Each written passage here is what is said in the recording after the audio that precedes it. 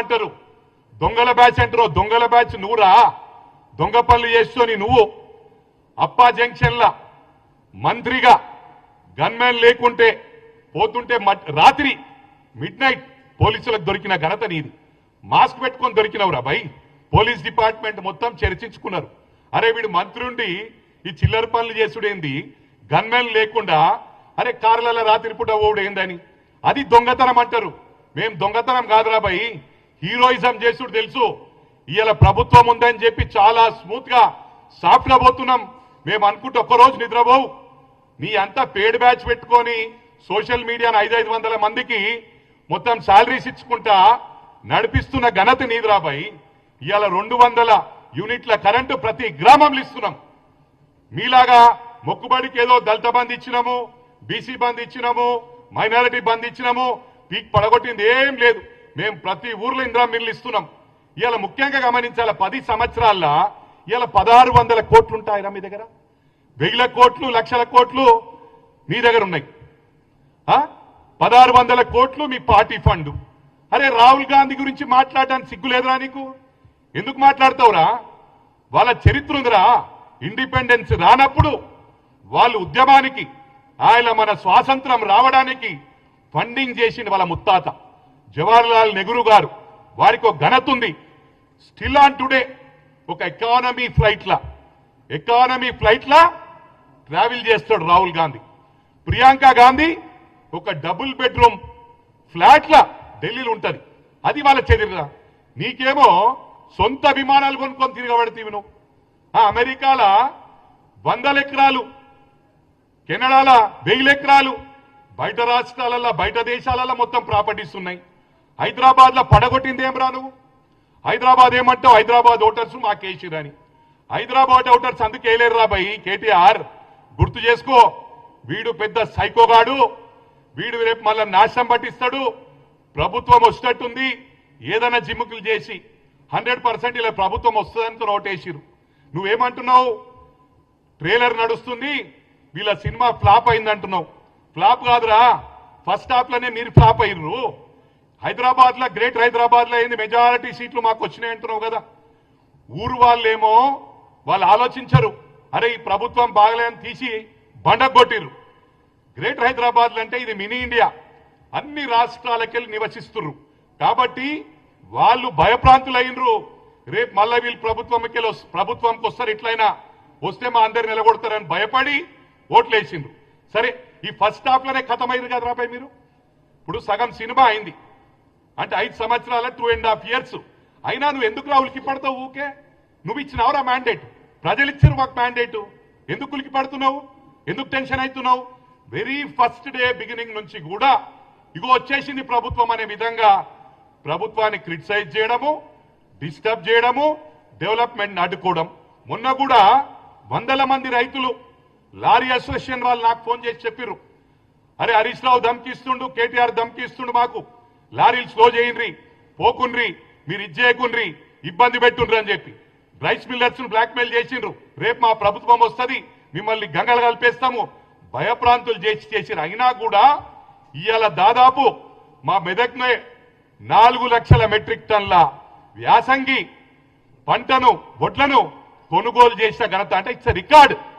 గతంలో ఎప్పుడు చేయలే. అన్ని ఓట్లు కొనుగోలు చేసిండ్రు. విదిన్ 24 hours లో 90% of the payment has been done. రైతులకు డబ్బులు కట్టిండ్రు. ఇది చరిత్ర.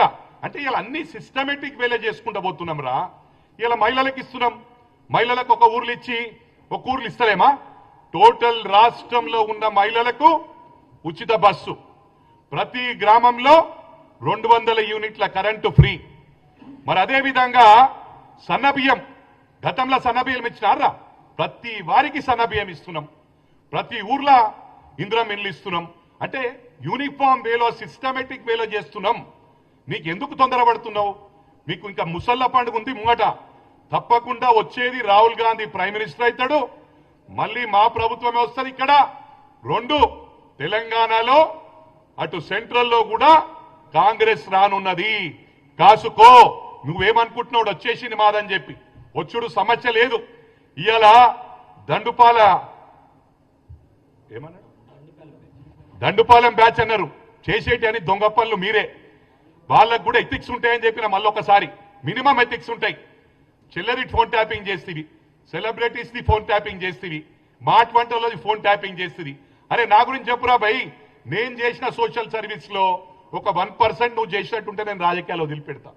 97 నుంచి అమెరికా నుంచి వచ్చినప్పటి నుంచి ఈ రోజు వరకు పేదవారికి ఎక్కడ మంచినీటి సమస్య ఉంటే అక్కడ నా వాటర్ ట్యాంకర్ పోతుండే, వేలాది బోర్లు వేసినాం. ఇలా మా ప్రభుత్వం కూడా యూనిఫామ్ వేలో, సిస్టమేటిక్ వేలో ఏవైతే కమిట్మెంట్ ఇచ్చిండ్రో కమిట్మెంట్ కు 200% ఈ ప్రభుత్వం స్టిక్ ఆన్ అయి ఉంటది. మేము సిస్టమేటిక్ వేలో ముందుకు పోతా ఉన్నాం. ఇవి నువ్వు గమనించాలా. నువ్వు చెప్పేటి అన్ని బట్టబాజి మాటలు. ఏం మాట్లాడుతున్నావు నువ్వు? అల్వాలో వచ్చి కూర్చుంటా, నేను నీకు నిలబడతా, నీకేం చేతనైతే రా 4 ఫుట్ కానీ షుగర్ ఉంది నీకు, ఒక్క జాపడిస్తే 3 చుట్లు తిరుగుతావు అని గతంలో కూడా చెప్పిన, మళ్ళా కూడా చెప్తున్నా. ఇవాళ ప్రభుత్వం ఉందని బచాయించిపోయినావు, లేకపోతే బిడ్డ నీ తోలు తీస్తుంటే. ఇప్పుడు కూడా చెప్తున్నా, ఇప్పటికీ మళ్ళీ మీరు ఇదే విధంగా ప్రవర్తించి ఎక్కడైనా దాడి చేసినట్టు చేస్తే ప్రతి దాడి ఉంటది. నువ్వు సిరిసిల్లాల చేయి, లేకపోతే పెద్దపల్లె చేయి, ఎక్కడ చేసినా మైనంపల్లి బ్యాచ్ వచ్చి మళ్ళీ నీ తోలు తీస్తా అని చెప్పి కూడా ఈ సందర్భంగా మనవి చేస్తూ, ఏవైతే ప్రభుత్వ పరంగా మేము చెప్పినామో 200% ఫుల్ఫిల్ చేస్తామని చెప్పి కూడా ఈ సందర్భంగా తెలియజేస్తూ, ఇది ఓన్లీ శాంపుల్. ఇది మీ అన్ని చరిత్ర చెప్పుకుంటూ పోతే 24 గంటలు కూడా సరిపోదు. అదేది ఎన్ని స్కామ్లు ఉన్నాయి. కంటోన్మెంట్ లో ల్యాండ్ అమ్ముకుంటుంది, కంటోన్మెంట్ లో ప్రైవేట్ వ్యక్తులకు ల్యాండ్ అమ్ముకుంటుంది, నీ ఫామ్ హౌస్ కట్టినావు, ఆడ నాలా ల్యాండ్ కబ్జా పెడితే ఎన్క్రోచ్ అయినావు. నీ చరిత్ర మస్తుందిరా భయ్, చెప్పుకోవాలంటే చెప్పుకుంటూ పోతే మాకు టైం సరిపోదు. 24 గంటలుగా మేము డెవలప్మెంట్ ని పక్కకు పెట్టి ఇక నీ చరిత్రనే చదవాలా. అందుకు మాట్లాడే ముందు నువ్వేం చేసినావు, ఏదైనా ఒకటి ఫుల్ఫిల్ చేసినావా? దళితులకు 3 ఎకరాల భూమి ఇస్తావు, ఇచ్చినావా? దళితుని సీఎం చేస్తావు, సీఎం చేసినావురా? ఇంటికి ఒక ఉద్యోగం అన్నావు, ఇచ్చినావురా? ఏమి ఇచ్చినావురా నువ్వు? పెద్ద పెద్ద ఒక ఇంగ్లీష్ రాగానే, ఇంగ్లీష్ మా దామోదర్ రాయ నరసింహ సాబ్ కూడా సూపర్ మాట్లాడతాడు, ఉత్తమ్ కుమార్ రెడ్డి సాబ్ కూడా సూపర్ ఇంగ్లీష్ మాట్లాడతాడు, అదే విధంగా బట్టి ఇంగ్లీష్ మాట్లాడతాడు. Majority of the Muslim ministers they know how to speak, they know pretty English. అందుకు ఎక్కువ స్మార్ట్ అనుకోకు, తోపు అనుకోకు. నువ్వు ఫస్ట్ 10 సంవత్సరాల ముందు మీకెంత ఆస్తుండే, ప్రభుత్వం వచ్చినాక, ప్రభుత్వం మళ్ళీ దిగినాక ఎంత ఆస్తుండే. ఇలా పైసలు బాగా అయిపోయినాయి. మా గౌరవ ముఖ్యమంత్రి మరి మిమ్మల్ని స్కామ్లలో ఎందుకు ఇస్తలేడో, మా గౌరవ ముఖ్యమంత్రి ఏమనుకుంటుండంటే కేటీఆర్ లోపడేస్తే వాళ్ళ షైన్ అవుతాను అనుకుంటారు. మా గౌరవ ముఖ్యమంత్రి గారు రిక్వెస్ట్ చేస్తున్న 100% షైన్ కాదు సార్, వీళ్ళకి బుద్ధి చెప్పాలి. ఇవాళ ప్రజలందరూ కూడా గమనిస్తా ఉన్నారు వీళ్ళని ఎందుకు, వీళ్ళ మీద యాక్షన్ లేదని. మరి మీరు జైలుకి పోయినరు,